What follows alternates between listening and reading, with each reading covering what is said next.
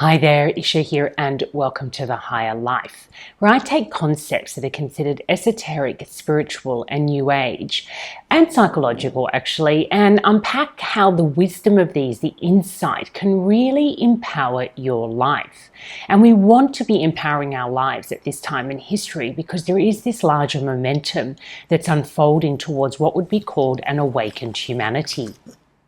Now, the work that I do here, it really revolves around answering three core questions. The questions of who am I, what am I here for, and how does life really work?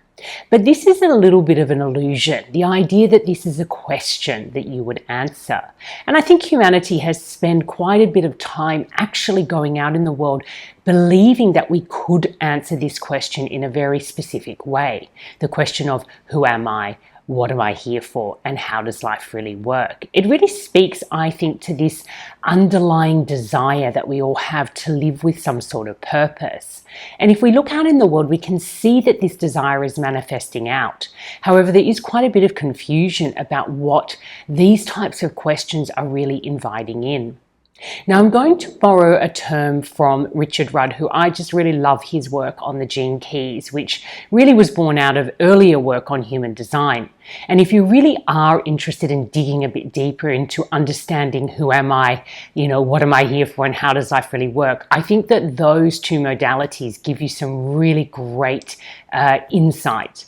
However, what I want to nut down today is that when we're looking at these three core questions, what we're actually doing is putting forward an inquiry. And this inquiry is something that we actually live through. It's through lived experience with a particular mindset or approach called a contemplative mindset that is really seeking to know in the unknown, that you will actually start to better understand who am I, what am I here for, and how does life really work. Now, Richard Rudd actually calls these portals, and I think that's a beautiful thing.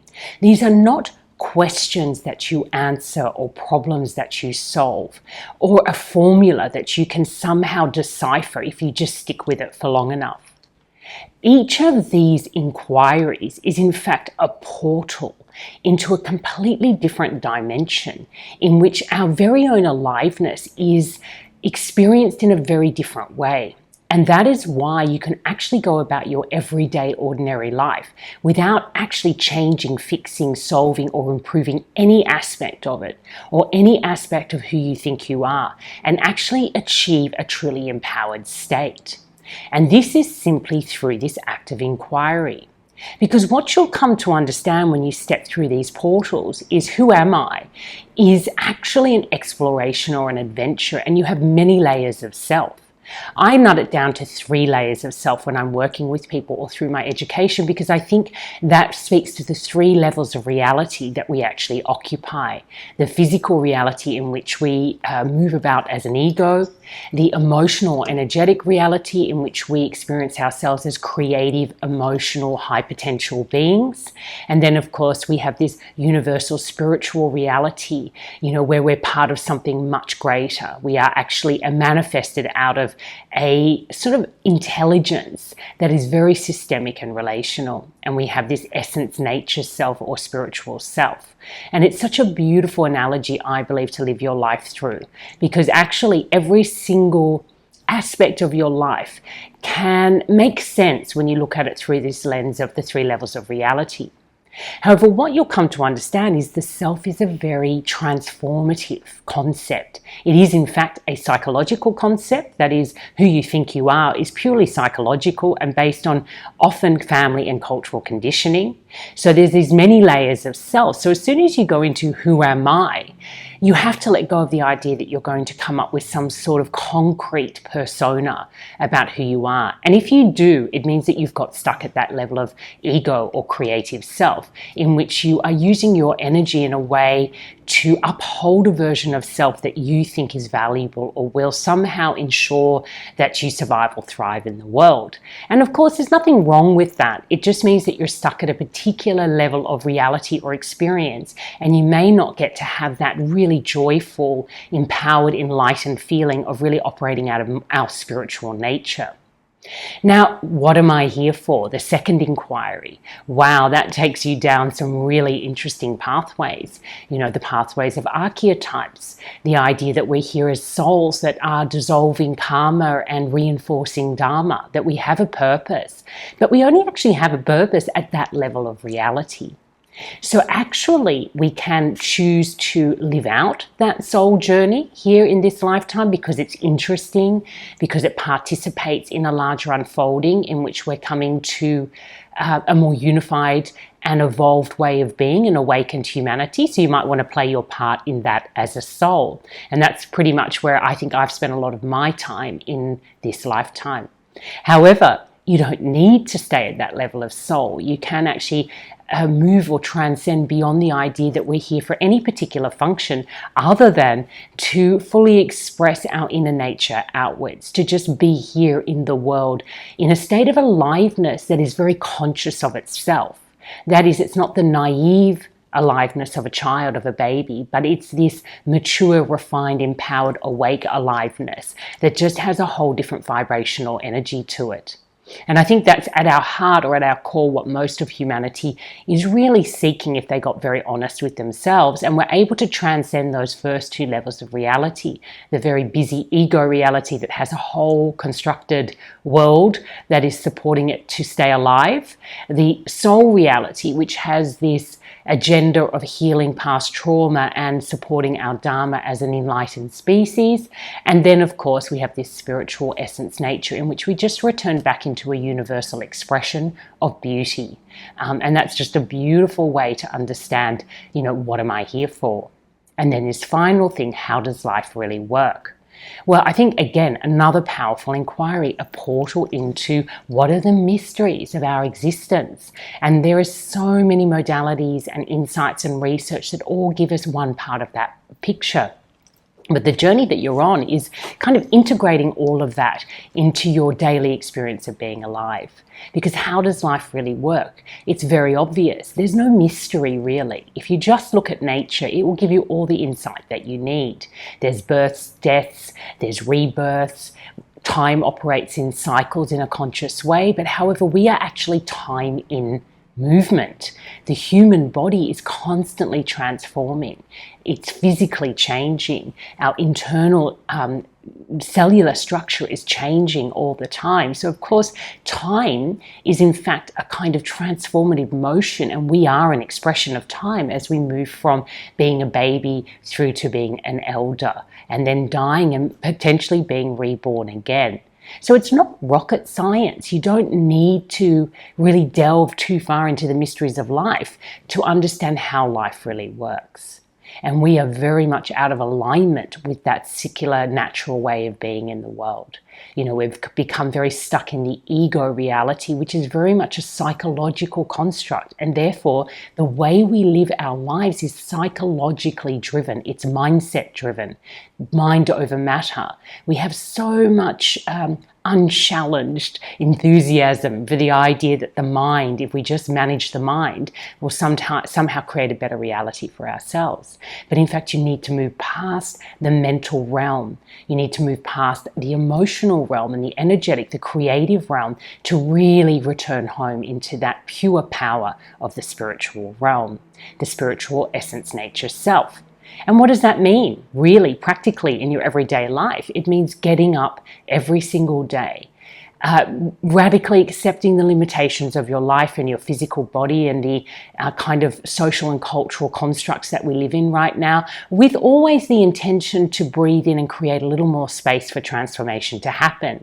All the things that we fear and all the things that we criticize, all those patterns are going to dissolve naturally, but it happens in a very gentle, tender, soft way. Every single personal life has the capacity to create a little more space around these old, outdated patterns and invite in new, more evolved ways of being. We don't need a massive, radical, forced, violent shift shift. We don't need to demonize what has happened in the past in order to live in a more liberated way in the future. We need to learn through it, but not learn in that mental way, learn spiritually how to expand and evolve beyond what we were. So we're moving into the unknown, in fact, and you need a kind of resilience for that, a tenacity, a curiosity, a openness to your own sensitivity if you really want to evolve out of those two initial levels of reality, the mental and the emotional or energetic or creative. Everybody thinks creativity is such a wonderful thing, but creativity creates output. So it needs to be done in a very refined and empowered way. We don't create just to serve our ego's need to be recognized in the world. For example, we create because it's a natural expression of our inner beauty. And people may wonder, how am I going to make a living out of that? And potentially that's the future that we're moving into, where making a living is no longer a primary goal for humanity. We may evolve into other ways of relating to ourselves and to each other and to this planet that isn't an economically or socially, politically or culturally driven construct. But we need to be able to trust in letting go of that in order to welcome in a kind of new awakened version of reality. And I don't really know what that is. I'm speaking more to an understanding that I have come into somehow through my personal daily ordinary life. I haven't done anything remarkable. I just get up every day. I've been raising children. I've been staying married, which I feel is quite a huge achievement, and to stay in a relationship. I've been resolving my own family legacies. I've been examining my cultural legacies, but all in service of creating a little lightness, a little wisdom, a little humor, a little spaciousness around some of those patterns that operate through me that are very unconscious and sometimes very harmful. So that's my, service to society. However, at the end of the day, what I really want is to get up and celebrate being alive. I don't mean party hard or live highs and lows. I mean just enjoy everything, all of it, the bad days, the good days, setting little challenges for myself and finding them really difficult and kind of growing through it. Since I've moved to Singapore recently, we have started fostering shelter dogs, and I wouldn't call myself a dog person, and I do feel a huge amount of anxiety about looking after another being. And I found that such an interesting portal. Again, who am I? What am I here for? And how does life really work? Through such a simple act of taking on an animal that I have no familiarity with. And, we've had 4 or 5 now, and it's quite an interesting journey to be on, to really start to learn how to relate to these animals that have been out in the wild and really enjoying their home life, I can say, but also the discomfort that I feel about having that accountability or responsibility for another animal, having to revolve my life around it, for example. It just brings me back into some of those earlier struggles I had with being in service to my family. For example, being educated in a mindset that believes that somehow that is not a worthy use of my time as a woman, and not realizing that we kind of discount and cancel out the amazing centuries of wisdom and insight and knowledge and tenacity and resilience that women have cultivated through this particular role that they've played in the larger human evolution. And I should apologize if you hear constant sighs. That is the new rescue dog who doesn't like to be alone. So I'm learning how to do these videos with the presence of another being here. Anyway, so all I really wanted to touch in on today is those 3 big questions. How do we answer them? What's the value in answering them? Well, step 1, see them as inquiries that you will live through the experience of your life. Those answers will come to you, or those revelations, I like to put it, will evolve naturally and unfold naturally as you live your life with this kind of spaciousness, thinking, okay, these are portals that I'm traveling through, adventures that I'm taking. Who am I? What am I here for? And how does life really work? Now, if you want a little bit of guidance, or you want actually to walk along a particular pathway that can really support you through these 3 levels of adventure, absolutely check out the courses that I have at Higher Life Academy. They're in fact a pathway, a personal pathway to global prosperity, and they lead you through these 3 questions. Who am I? What am I here for? And how does life really work? But they obviously integrate lots of other teachers and teachings out there, and I direct you along those pathways. You know, beautiful people like Richard Rudd, Carolyn Mace, Tara Brach, Stephanie Dowrick, oh gosh, there's so many, Jack Cornfield or Canefield. You know, I've done all of these courses and read all of these books along the way, and these sorts of people, their wisdom really resonates with the wisdom that I'm sharing here. I'm just picking up the baton. My big mission is to make this very practical, to really unpack these concepts and help you see how they're really enabling us to live in a truly awakened, empowered, and illuminated way. So until next time, take care and love life.